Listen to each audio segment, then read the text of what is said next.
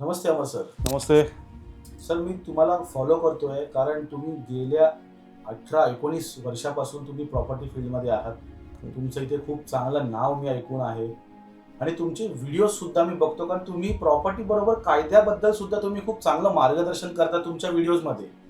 मला म्हणून एक शंका खूप सतवत होती आणि ती शंकेचं निवारण तुमच्याकडनं मला पाहिजे सर. ते युद्ध चालू आहे अमेरिका, इराण आणि इस्रायलचं.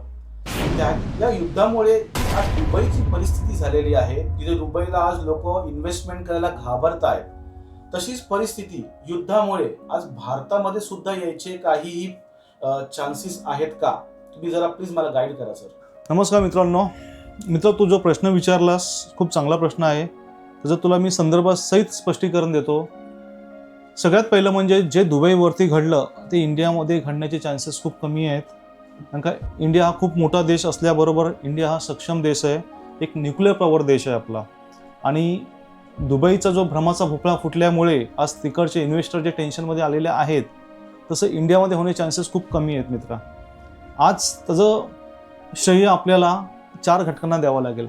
सगळ्यात पहिला घटक 1 म्हणजे 1 हा आपले माजी प्राईम मिनिस्टर लाल बहादूर शास्त्री यांनी जय जवान जय किसानचा नारा देऊन भारताला सर्व साईडने सक्षम केलं.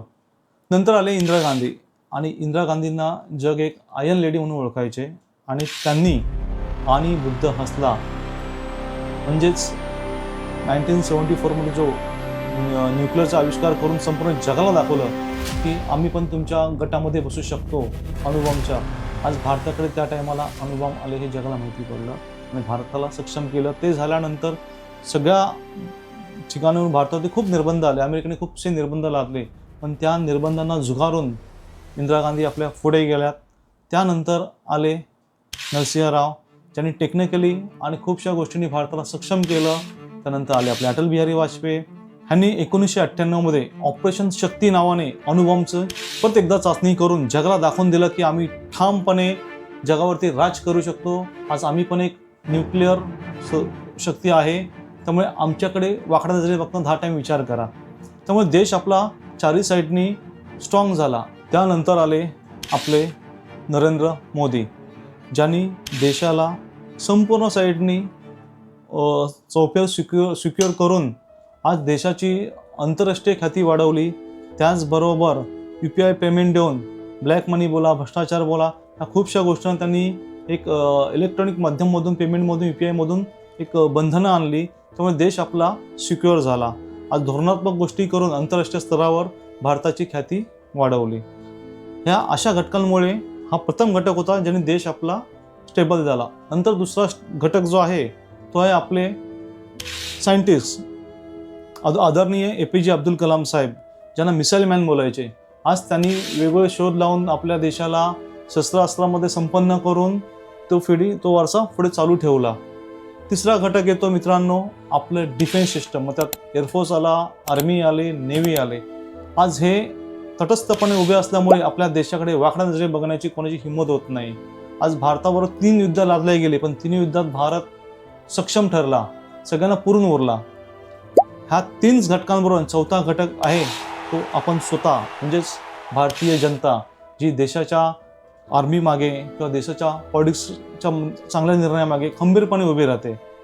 मित्रांनो हे जे 4 घटक आहेत ना ह्या 4 घटकांचा जो पाया देशाला लाभला आहे ना आणि ह्या 4 घटकांच्या पायामुळे देश आज खूप मजबूत आहे. त्यामुळे देशाची आर्थिक व्यवस्थापासून देशाचं जे प्रॉपर्टी मार्केट आहे हे खूप स्टेबल झालेलं आहे.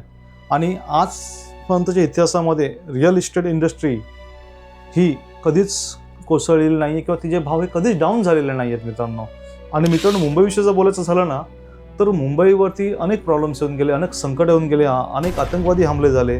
पण मुंबई न डगमगता, मुंबईचं मार्केट न डगमगता आपल्या पायावरती पुन्हा एकदा उभं राहिलेलं आहे. हे आपण खूप वेळा बघितलेलं आहे. आणि सर्वात मेन म्हणजे मुंबईची प्रॉपर्टी मार्केट काही वेळेस स्थिर झालं असेल पण कोसळलेलं कधी नाही आहे. रिअल इस्टेट ही आजपर्यंतच्या रेकॉर्डनुसार ही नेहमी पुढेच गेली आहे आणि रिअल इस्टेटने नेहमी सगळ्यांना कमवूनच दिलेलं आहे मित्रांनो. त्यामुळे मी सगळ्यांना सांगू इच्छितो की इन्व्हेस्टमेंट करायची असेल आपल्या देशात, आपल्या मातीत आणि आपल्या जागेत करा मित्रांनो. आपल्या देशाला पुढे आणा, आपल्या स्टेटला पुढे आणा आणि आपल्या माणसांना पुढे आणा. आणि इंडियामध्ये प्रॉपर्टी इन्व्हेस्ट करणं हे खूप सिक्युअर आहे. इतर ऑप्शन्स घेण्यापेक्षा तुम्ही मुंबईला जास्त प्राधान्य द्या, आपल्या जागेला जास्त प्राधान्य द्या. जय हिंद, जय महाराष्ट्र, जय शिवराय.